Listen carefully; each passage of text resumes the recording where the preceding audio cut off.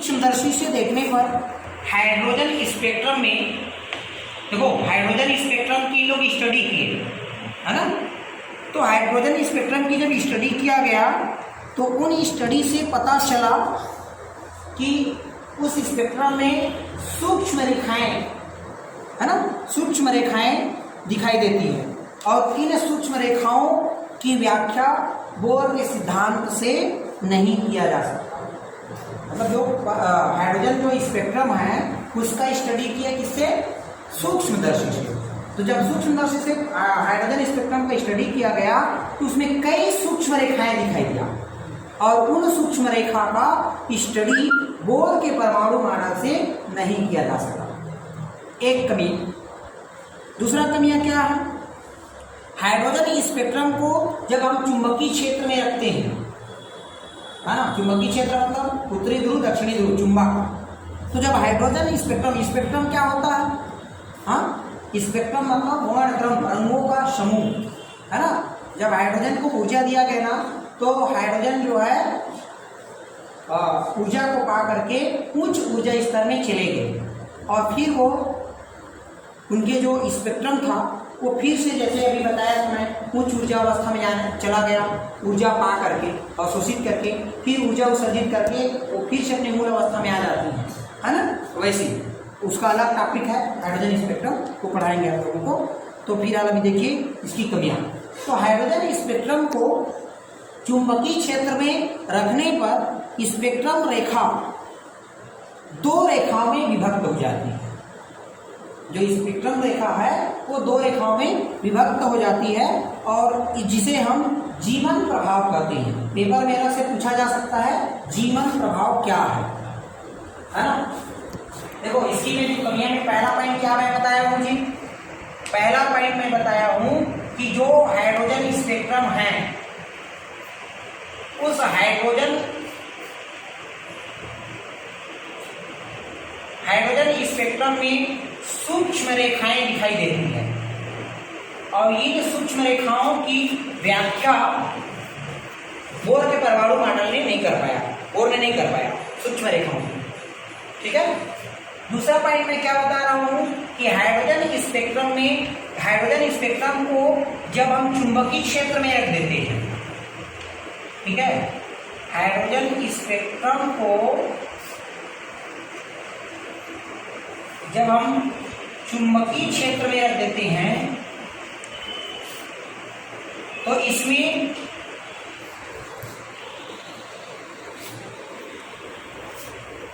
रखने पर दो स्पेक्ट्रम में है ना, दो रेखाओं में विभक्त हो जाता है। ये दो रेखाओं में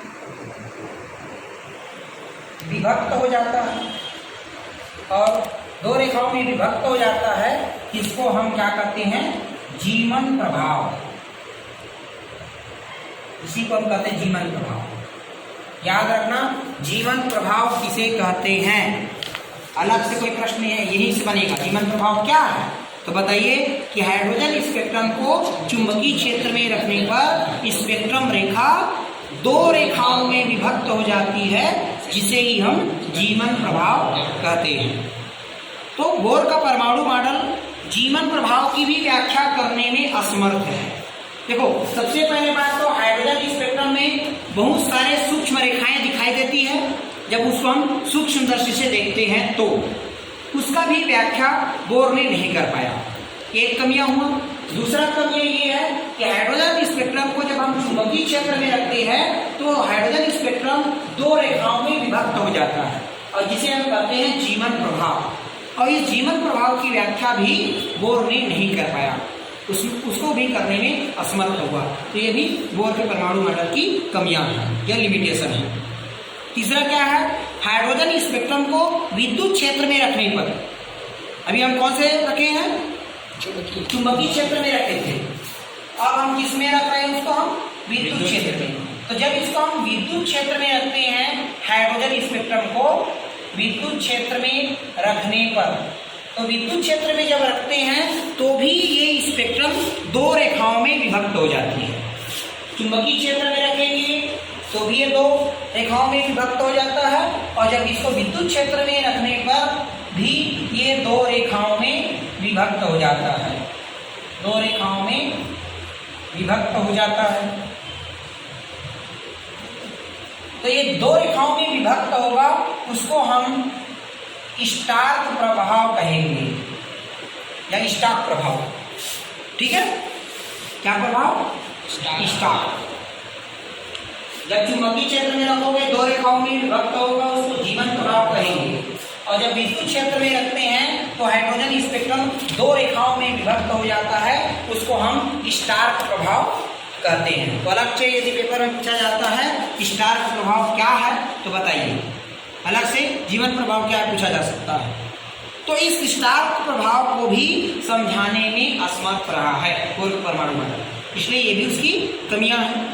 चौथा पॉइंट, बोर का परमाणु मॉडल बहु इलेक्ट्रॉन परमाणु की स्पेक्ट्रम की व्याख्या करने में असमर्थ है। बहु परमाणु का मतलब क्या होता है? बहु इलेक्ट्रॉन का मतलब, ये जो बोर का परमाणु मॉडल है वो केवल एक इलेक्ट्रॉन वाले परमाणु की स्पेक्ट्रम को ही दर्शा सकता है, जैसे कि हाइड्रोजन स्पेक्ट्रम, क्योंकि हाइड्रोजन में केवल एक इलेक्ट्रॉन होते हैं। यदि मैं बोलूँ ये हीलियम का समझा दे, लिथियम का समझा दे, तो ये नहीं समझा सकता।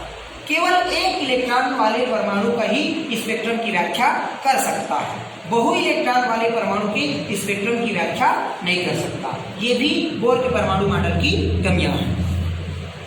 पांचवा पॉइंट, बोर का परमाणु मॉडल यह समझाने में असमर्थ है कि किसी ऑर्बिट में गतिशील इलेक्ट्रॉन का कोणीय संवेग h/2π का पूर्ण गुणक क्यों होता है। अभी मैं बोर के परमाणु मॉडल पढ़ाया, उसमें पहला पॉइंट में मैं क्या दिया था कि कोणीय संवेग जो है h/2π का पूर्ण गुणक होता है, लिखा था मैं mvr = n × h/2π। लेकिन वो क्यों होता है कोणीय संवेग h/2π का पूर्ण गुणक क्यों होता है, इसको भी समझाने में ये असमर्थ रहा है। तो ये 5 पॉइंट है ना बोर के परमाणु मॉडल का कमियां। ठीक है।